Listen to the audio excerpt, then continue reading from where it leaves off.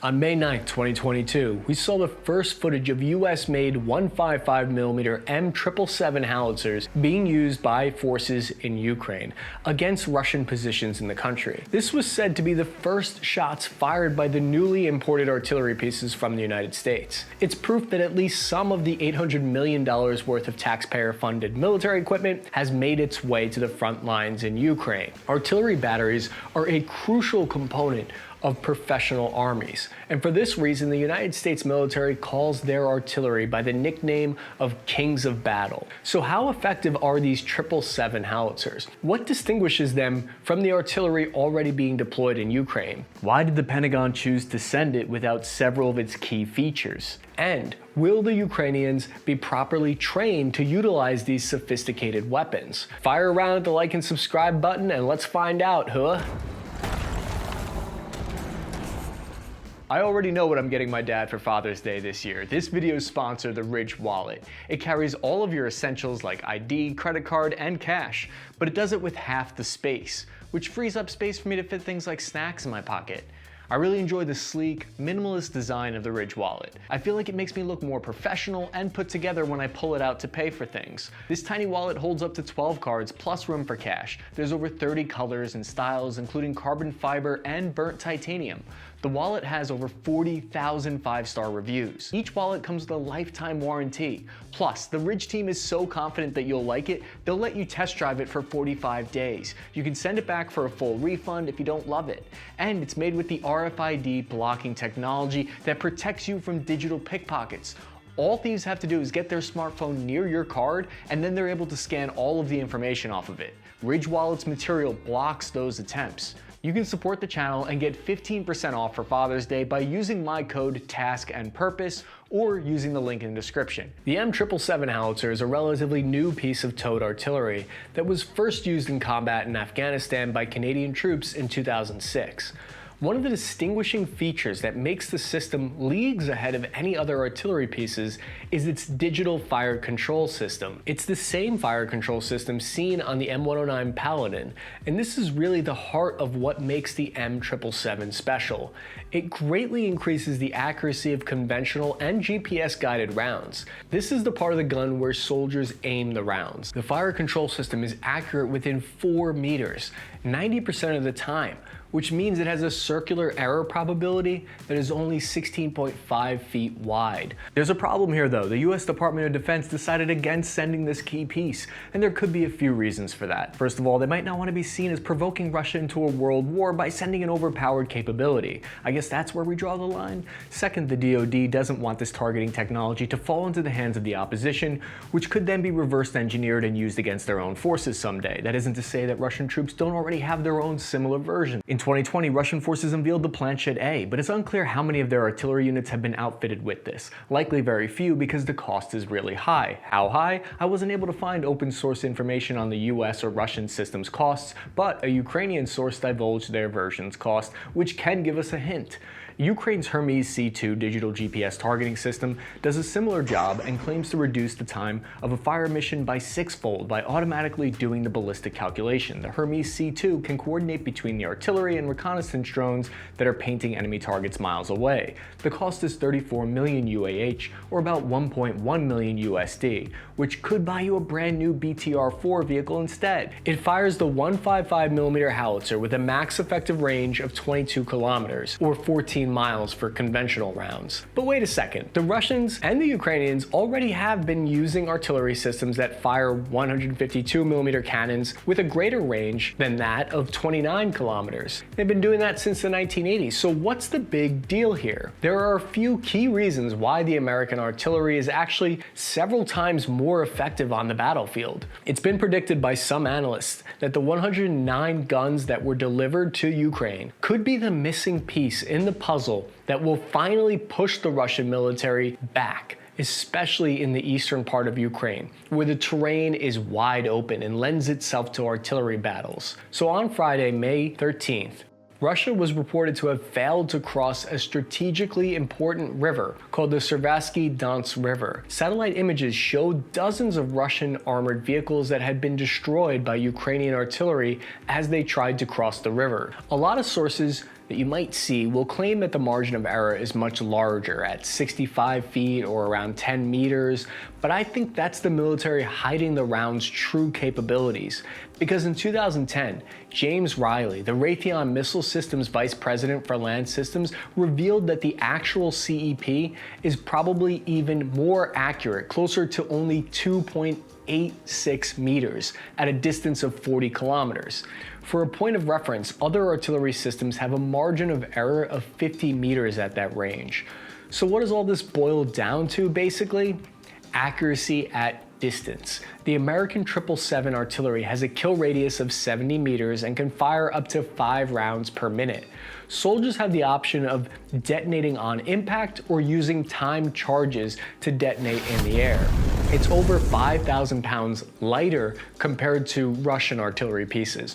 Or another way of saying that is it's 41% lighter than its predecessor, the M198. It emplaces 3 times faster, displaces 4 times faster, and makes it easier to hide from enemy reconnaissance drones. It traverses 32% more terrain worldwide and is 70% more survivable than the old M198. The minimum crew on the 777 is 5 troops compared to the 9 soldiers that are required on the older M198. Although standard crew is probably you want to have at least 7 plus 1. This allows the M777 to be easily transported by helicopter and quickly deployed. You really start to push this thing to the limit when soldiers load up the cannon with the Excalibur projectile. That has a max range of about 40 to 57 kilometers or 35 miles.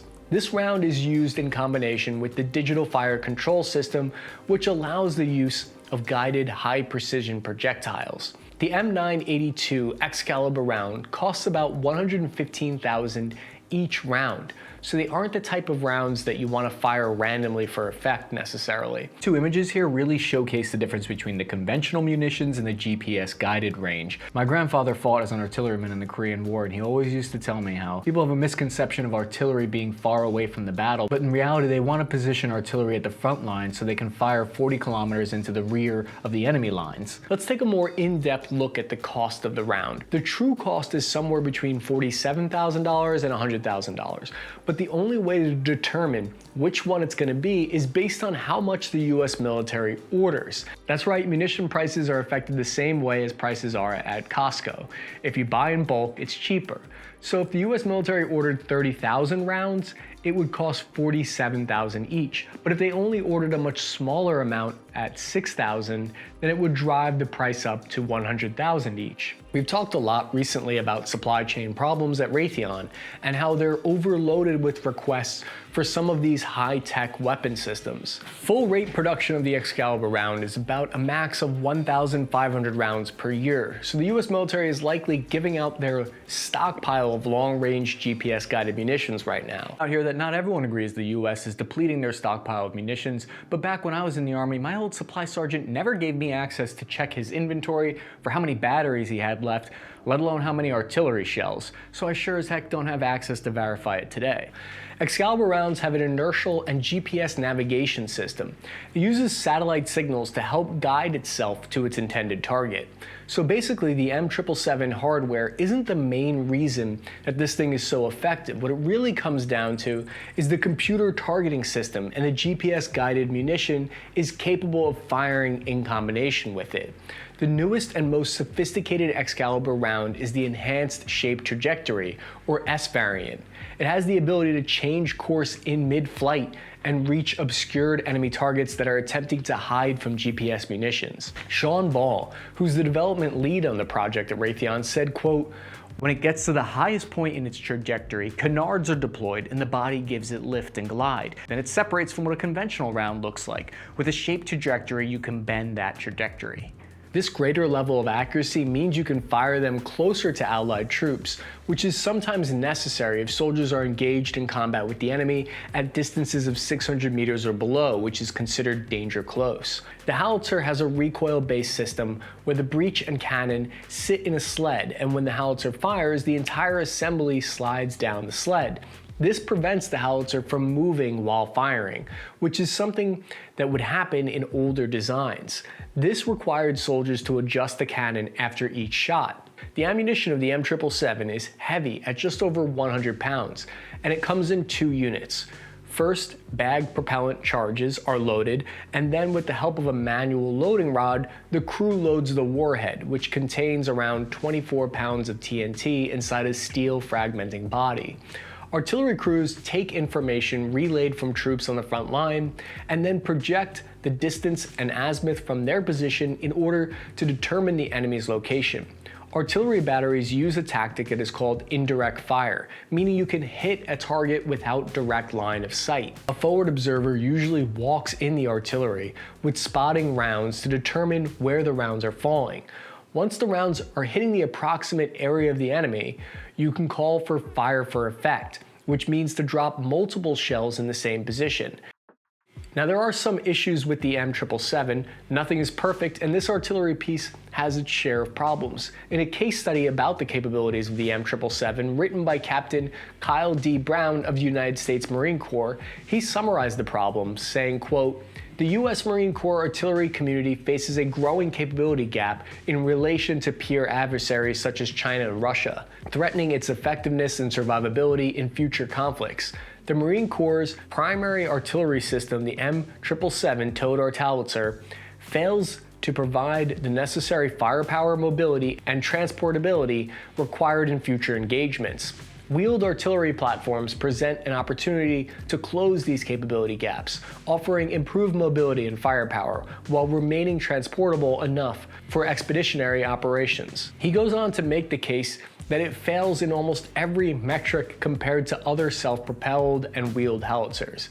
He says it falls short in terms of mobility, range, and rate of fire. In 2017, the Marine Corps announced that it would retire its 120mm mortar system, and this leaves gaps that need to be filled. The only option to fill this gap in the Marines' arsenal are either the M777 howitzer or the high mobility rocket system, HIMARS.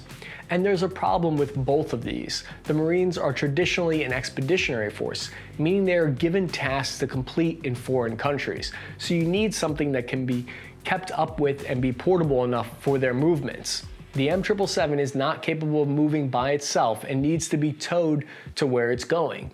So while it can be airlifted, this creates a problem because you can't necessarily airlift a second vehicle to come tow the thing. And while HIMARS is mobile, it's too heavy to be easily airlifted. And this kind of shows the niche where the M777 sits in the US Army. Airborne detachments like to use it because you can jump with it, and you can't airlift self-propelled options like the M109 Paladin. But then, when you're on the ground, you can't easily move the artillery pieces somewhere without a vehicle. And while it may present an obstacle for airborne units, Ukraine doesn't have that challenge, and they're fighting on home turf. Moving artillery pieces by truck is completely possible in Ukraine. There is video evidence that the Russian forces are having some successful instances of destroying some of the M777 pieces while they are in transit or while they're waiting to be shipped to units. The US Army requires all artillery crew members to undergo 14 weeks of training. So how can these soldiers expect to be trained in time?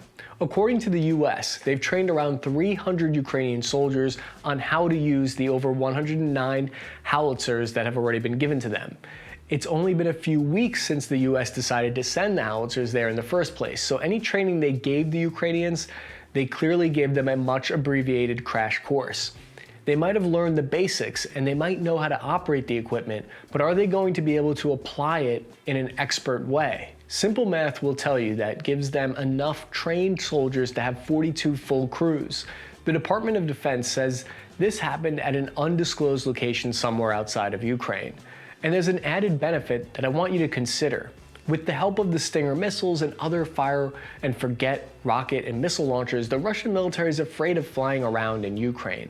But Ukraine likewise doesn't have control of the skies either, meaning they are lacking a lot of air support that they desperately need. Well, the M777 howitzer is another equalizer in this regard, because you don't need clear skies to use artillery. It can be raining, it can be bad weather. Artillery batteries can be just as effective in severe storms, whereas air assets are usually grounded during heavy storms. They say that the Russian army is lacking a core of non-commissioned officers, which the US relies on heavily in our military. Many say the NCOs are the backbone of the military and provide motivation and discipline.